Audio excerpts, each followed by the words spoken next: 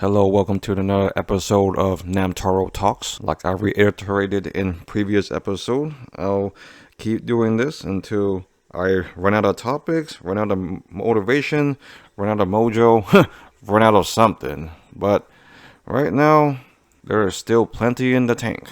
However, what I try to do with these episodes is I try to alternate between something a bit more serious and personal versus something kind of more lighthearted and fun. And I admit sometimes it does not show the best side of myself. And this episode will possibly do that. I'll be honest with you. But I feel like I'm in a place in my life now that I've been around long enough to kind of reflect on something like this. I mean, I don't think I can talk about this topic this coherently when I was in my 20s, when I was a grad student, undergrad, definitely not in high school for sure. But then again, during those time periods when these things I talk about happened. And honestly, it's a learning experience, and of course, they are not my most proudest moments. But like I say, I am not here to teach or to preach. I'm just here to share. And I chose to put myself out there regarding my stories and experiences, and I know that I am subject to be judged. But another thing is I am at a point in my life where I feel I can take it, you know? I would be too fragile to have taken it back in my adolescence or during undergrad, or even when I hit low points in my life. Like, is this cathartic? I don't know. Is it boredom or retribution? Definitely not. I had this topic in addition to my backlog of topics for a while, but I think it's a way to organize it at least, so to ensure that I do not go down a similar path ever again. Well, honestly, where I currently am in life, I am very sure I will not go down that path. But I know there are many people out there who are down similar paths, or they had it in the past, or they're on it right now. And like I say, I'm not here to teach or preach. I'm just relaying my experience. And if you went through something similar, like, you gotta recognize it first, and you have to find your way out, because it cannot be like this forever. It can't be the rest of your life. There's no happy ending unless you change your perspective. And spoiler alert, you can kind of infer from the title what it's going to be about. Yes, simping and lovesickness. I did not know about these two terms at the time when I was going through it. And I'll be honest, I will try to my best not to get into too many details or reveal personal information or anything. Definitely not that. But just enough to give a context of what happened and what I was going through at the time. Yeah, you follow these episodes enough, you can infer several things. Well, I'm a heterosexual male, and I mentioned my wife several times, so yeah, I have a wife. But way before I had a wife, I was a kid. And as a kid, the main experience that you have with interactions are your peers in school and maybe some other extracurricular activities. And of course, over time, your types change, your preferences change, your priorities change. Sometimes it's kind of hard to explain what draws you to a person. Maybe you feel a connection, or you imprint on them, though I don't know if that's the correct word for that. But it's like you have a place for them. But a lot of times, it's unrequited, you know? And that's the dynamic of it. And honestly, there's literally nothing you can do to change it. You can be as persistent as possible. You could wish that they would change their mind or see you in a different light, but odds are they won't. So the sooner you accept it and move on and better yourself, the better. And I wish I knew that beforehand. And I know many people wish they knew that, or are trying to figure that out themselves. Sometimes what holds you back is pride, and you know, you have like that spirit of sense of not giving up or trying to exhaust every possibility, but acceptance, closure, letting go. It's part of all this similar process, because yeah, there'll be people you like and they won't like you. And no matter what you do, they won't like you in that way. They won't see you in that way. Some may only see you as a friend. Some may never even care about you or even talk to you. But life is too short for that, to be hung up and obsessed over that kind of people. Because you need to not only find healthy relationships, and not just romantic ones, and not just platonic ones, and I guess friendships, but you need to build them and cultivate them, and it takes time and effort. But you gotta respect yourself, and you gotta realize that it's a two-way street. Yes, in the context of this episode, I guess it's more regarding quote-unquote romantic relationships, but it could also apply to, I guess, friendships, family relationships also, very, very loosely, of course. Yeah, to be honest, whenever you're smitten, you try to find opportunities to talk to that person, opportunities to see them, opportunities to relate and connect. Maybe you even try to indulge in their interests, even though you have no idea about it, or you don't even like it or care for it much. And you tell yourself, maybe I could learn to like it. Maybe there's something here that I don't know about. Sometimes there is, sometimes there isn't. And when you're hung up on someone, you think about them often. They're on your mind. And then, honestly and unfortunately, sometimes you put them on a pedestal. Of course, deep down, you know that they are a human being and they have their own flaws, but you're kind of blind to it, or you give them second chances. I know that I'm using the term you a lot. I believe you is more in the second person perspective. Yeah, honestly, this is a bit, I wouldn't say uncomfortable, but it is sensitive to say the least. So sometimes I would use I did this happened to me, but I could use you. I'll go back and forth. But yeah, you hold weight to the conversations and the interactions, and then you replay it in your mind. No matter how brief, how fleeting, how limited it is what you have. It's what you hold on to. It makes you kind of reflect, like, where do you stand? Like, where do you come from? What is your identity? And how do you stand in the pecking order in the social classes? How would you, like, fit into their lives? I remember getting a box full of random little trinkets and gifts that I like for someone in elementary school. I remember just getting someone's phone number and just calling them, like, every now and then, or even sending text messages to them. Or you get, back then we had AOL Instant Messenger or AIM, and you get their screen name, and it's kind of like you go fishing, you send out a message, maybe they reply or not. Recently there was a movie called DD, and it really captured the essence and interactions and mindset and mentality of a youth. I suppose the guy was in middle school at the time, but your friend group, your talking points, your social interactions, what you're going through at the time. And while you're liking someone, you're also trying to learn more about yourself and identify yourself. And back to the AIM Instant Messenger, sometimes you like dropping hints and you write a little something in your profile. Or back then, many people had blogs like Zanga, which I made another episode about, or LiveJournal, and you drop hints in that. And then you're super careful with your confidants and who you choose to disclose it, though the more savvy ones kind of figure it. But the real ones, it's like something you trust with them, they won't act upon it, they respect it, but then you kind of weed out the bad ones that use it against you or blab about it. I remember holding weight in those long instant messaging conversations that go on for hours at a time. Back in the day, we burned CDs, which can hold about 80 minutes or about 17 to 20 songs at a time. And you put your deep thought into each of the songs and the song choices because you want it to represent you, but represent their preferences and tastes also. You can't be helped by peer pressure. You look at peers and you walk around school, you see people holding hands and you're like, they found someone, how can I can't?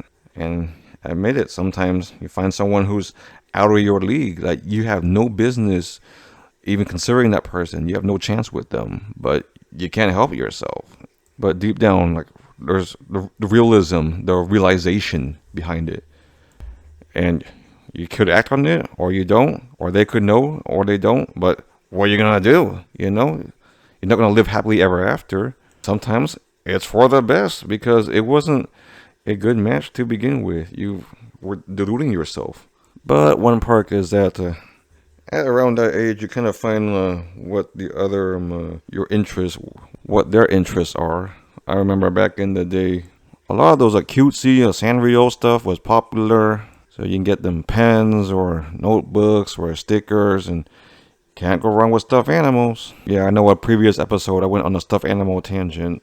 But those gifts, they're gestures, you know. I'll be honest, this episode is a lot of pausing and a lot of gathering my thoughts. It is not quite like the video game episode. But just bear with me, I suppose. We'll get through this. And I know not everyone has the same experiences as I had.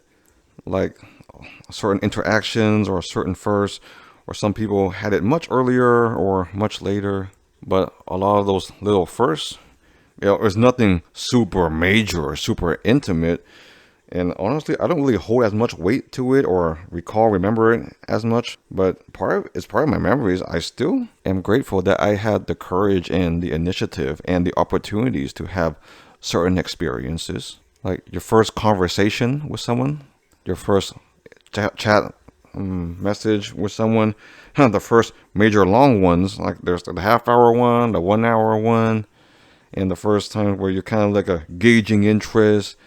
And you just shoot the breeze. You can talk about school. You talk about family or whatever popular culture thing that's going on at the time. And the different social interactions. How you feel about this or that person. The first time you got a hug. The first time you held hands. The first time you asked someone out. The first time you actually went out with someone. The first time you were alone together. The first time you asked someone to a dance. The funny thing is, I remember the first time I asked someone to a dance. It was pretty fun, actually. Well, the dance is, of course, but the asking was interesting because a fair amount of my friends were nearby, surrounding, and her friends were there too. I asked, and she said yes, and we were all happy for each other, you know.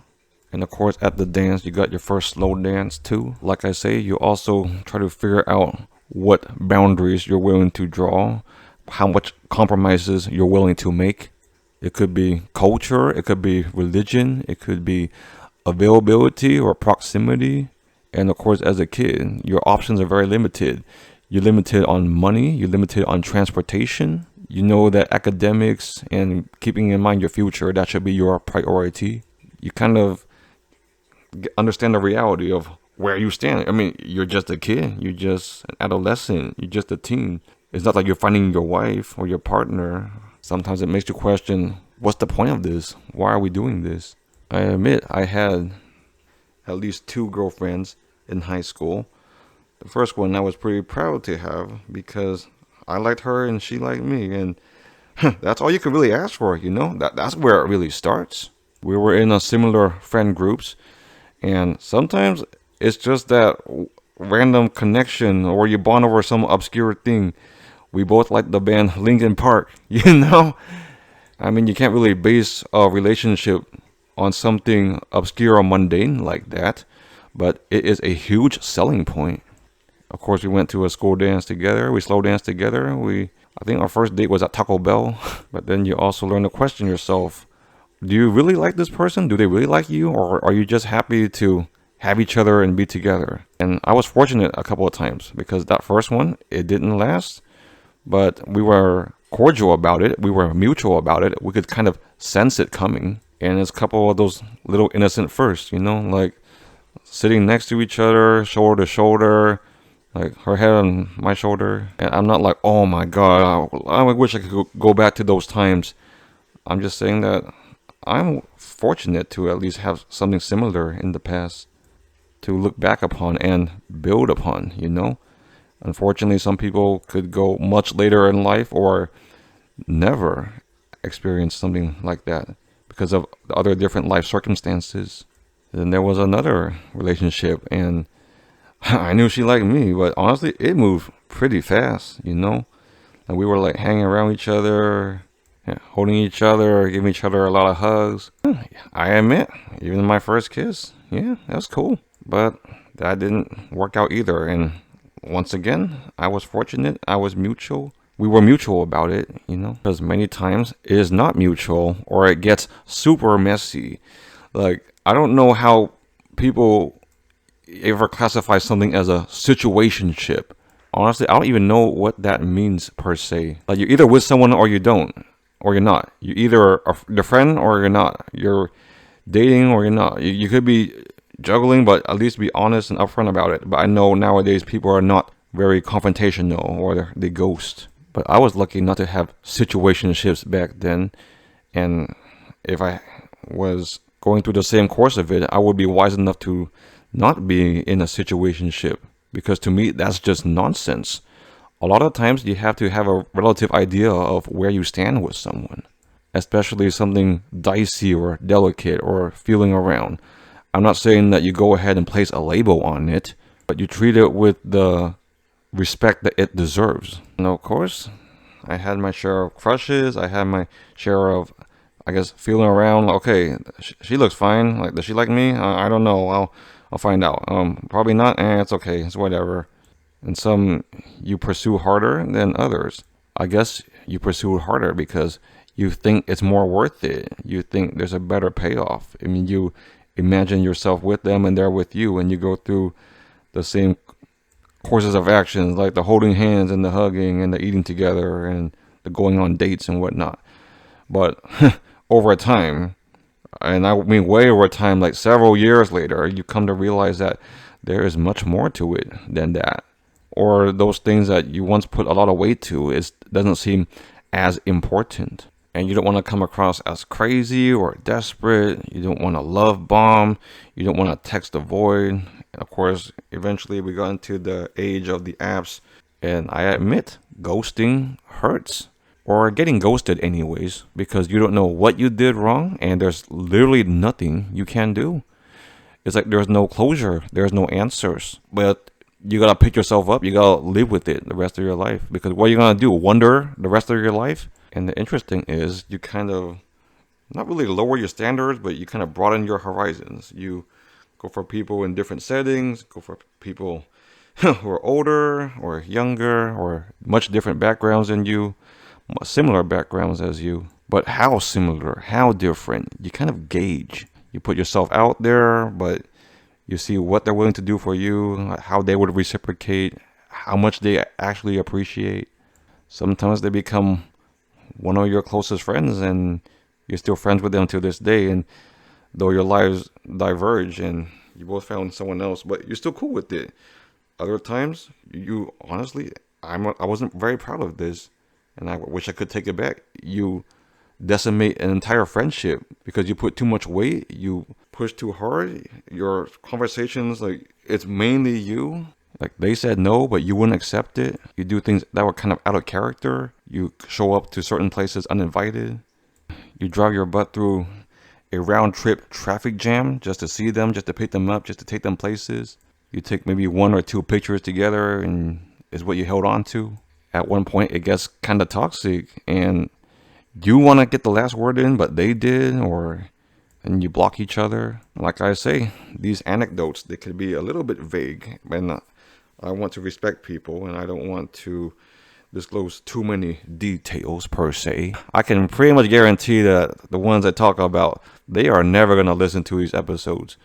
But yeah, some interest, even after the interest kind of wanes, you're friends with them.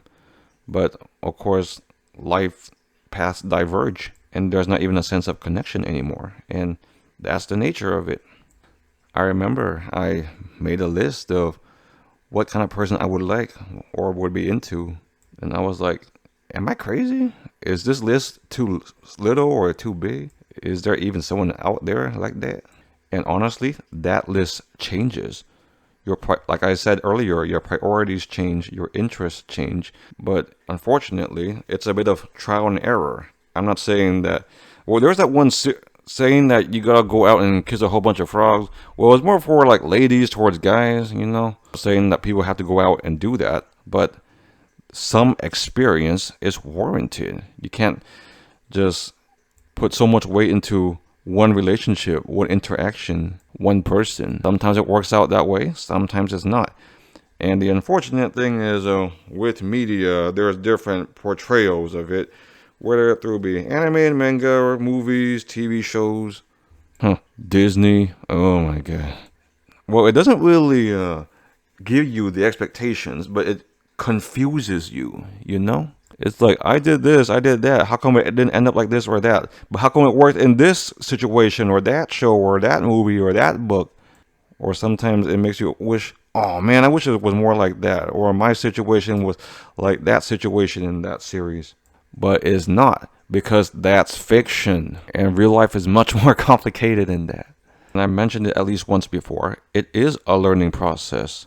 But you would have to learn. You gotta pause and reflect and kind of like review the game plan, look at the tape. I know there's a lot of sports metaphors here, but in a way, it's kind of like a sport, because the definition of insanity is doing the same thing over and over again, hoping that it works. But you also gotta pick your battles too. And also, a lot of it's up to luck and circumstance and situations and many factors out of your control. Also, it also warrants that you kind of take a look in your mirror and take a full reflection of your life, especially where you are in life. Like, who are you? Where do you stand? What do you have? What do you have to offer? What can you do? What skills do you bring to the table? How can you supplement or complement someone's life? But you also are not super passive about it. You gotta be assertive. Like, where do I draw the boundaries? What am I willing to put up with? What am I willing to compromise? What am I willing to change? How much does it affect my values? Is it a distraction? Does it affect my daily routine? Does it affect my goals? Because everyone wants or deserves connections, relationships, interactions. Because at the end of the day, we're social creatures. It doesn't always have to be romantic, but at least some degree of connection. But you have to be willing to connect. You gotta learn how to connect, and you gotta have things to connect with, or understand what things you have on your end. And if people approached it more sympathetically, empathetically, objectively, with a more sense of understanding, then there wouldn't be so much of a mess, you know? It wouldn't be just for cheap thrills or situationships. And I am fortunate because at this current point in my life, I have a stable partner. It was a journey to get here, but later it was more natural, you know? It was just go with the flow and introduce this and share that and put forth the effort and make this or that connection. And it went both ways. And I'll admit it, it's a lot easier once you're at a better place in life, once you're a bit more secure. Because if you're up in the flux, if you can't take care of yourself, how can you take care of a partner? Because I'm only speaking from experience. Relationships, it's like a mutual team, you know? Once all the dating and the hugging and the holding hands and the lovey-dovey stuff is over, you got each other. But you got each other for all the good aspects, all the unpleasant aspects, even the boring aspects. And there will be a lot of boring aspects. But you don't keep it stale. You won't keep it boring. You gotta find opportunities for new experiences, new things to learn, new ways to learn, new things to share, something to build together. If you're fumbling around, well, as a teenager, I'll give you a break because you won't have much going on for you yet, but you will. And that's your job anyway. You gotta build yourself up and find more things. But that's also the case for undergrad or early 20s, if anything. But it's like, are you bonding over something real or something superficial? Because I count my blessings. I found someone, and I admit I am confident that we will last. It's a bold proclamation, but I don't make it blindly. It's based on evidence and potential and security and stability and where we are currently at in our lives. Honestly, I sympathize for younger people, younger guys, like the ones that were currently in their teens or in their 20s, and they gotta deal with a lot of distractions and a lot of people putting themselves out there, and the advent of social media. It's a lot of temptations, a lot of influences out there, to say the least, and some are unsavory, to say the least. And I would just list two social media apps, Instagram and OnlyFans. A lot of comparison, also a lot of statistics too. Like, there is a current male loneliness epidemic because guys, not only do they feel lost or behind in many aspects of their lives, financially, professionally, but personally also. And once you're down, you're more susceptible to questionable influences. At that point, you're following someone else's path. You're following someone else's dream. You're contributing to them. You're helping them. You believe their talking points. That's the thing. You gotta build your own identity, your own foundation, your own values, your own routine, your own life, your own principles before you can even consider sharing that with someone. And once you do, and it all works out, and then you gotta build it together. Because if it's a shaky foundation, then it had no chance to begin with. I don't want to go into too much details, but my current relationship with my wife, I was in grad school at the time, and she was already an established professional. And in grad school, I knew that I'm in a very vulnerable situation. I'm in debt. I'm indebted to this program. I have to do all the courses and pass all the tests and do all the projects in order to get through, to even consider having a future, to even consider having a way to make my own place in the world. When I was dating her, she was not a distraction, and she understood my situation. I made it clear with her. If I did not get through grad school, if I did not have a career, a profession, then there was no foundation to even begin with. Like I say, I could be the nicest person in the world and connect with her in the best way. But if I did not have a means to provide, a means to share, if I had no assets, then it's really all for naught. Because people are deluded to thinking that love is enough. But the reality of it, it's not. There has to be many other factors that take into account. And it's funny how this began as the topic of simping and lovesickness, but I am not a relationship coach. I am not giving relationship advice. I'm just relaying what worked for me or where we are right now.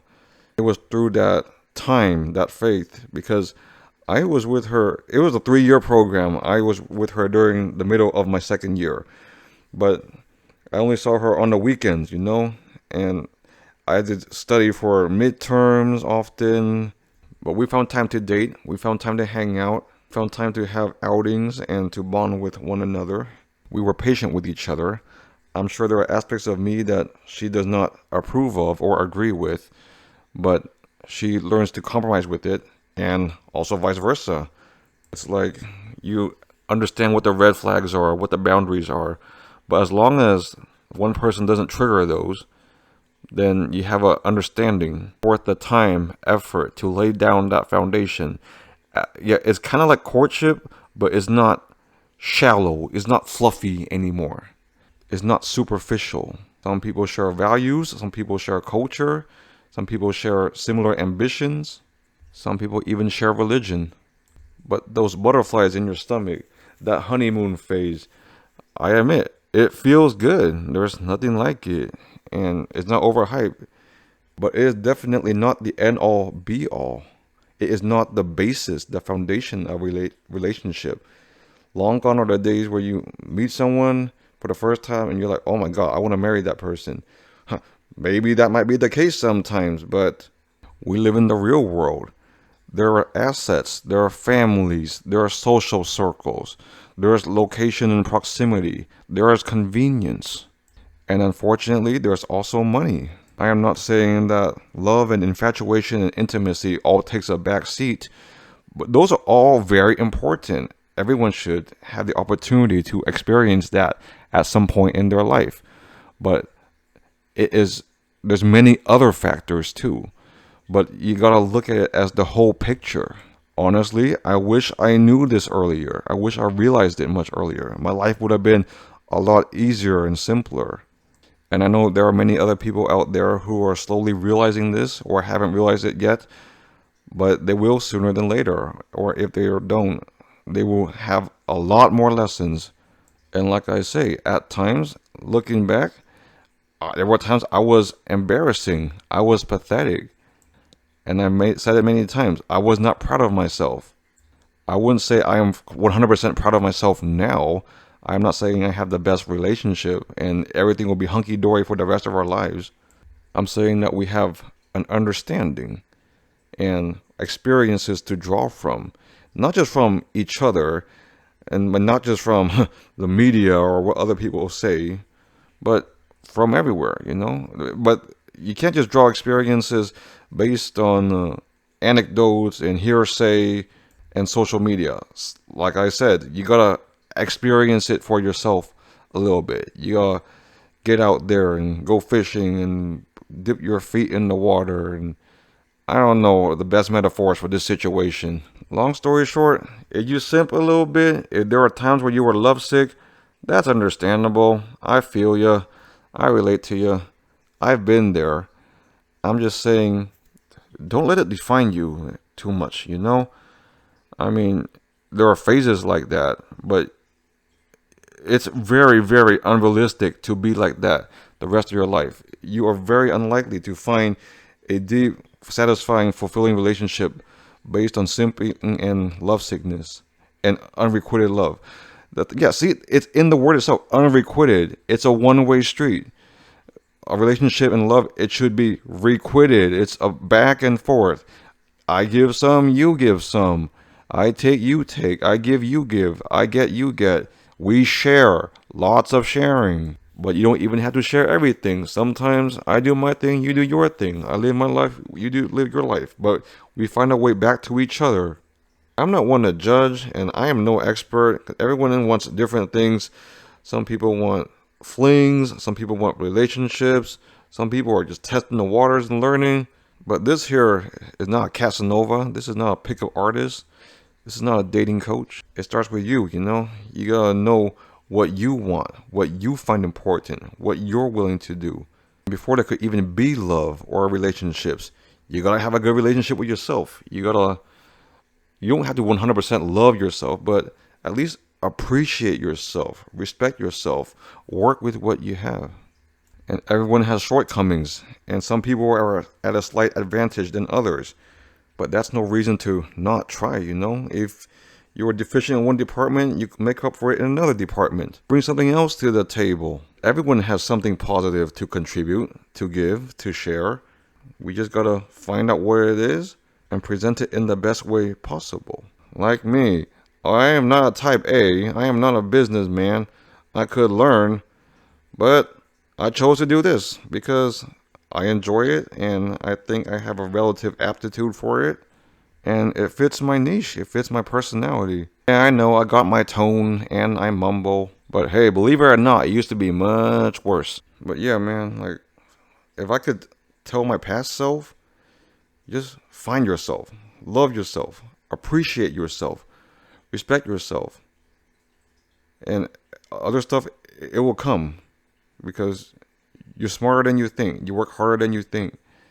You're willing to try. You're willing to put yourself out there. You already know that you gotta earn it, that it won't be given to you, that it will take time, it will take luck, but it is what you make of it. Like, getting it is not the goal. And I wish I realized it about myself earlier, but my career and my degree is similar to my relationship. At first I put a lot of weight into getting one, but keeping it, making the most of it, taking care of it, using it to better the world, using it to better yourself, that's more important. That's where your priorities should lie. Well, too bad I can't build a time machine to go back and tell undergrad me or teenage me this stuff. But it is what it is. Well, anyways, thanks again for listening, and I'll catch you in the next episode. Bye.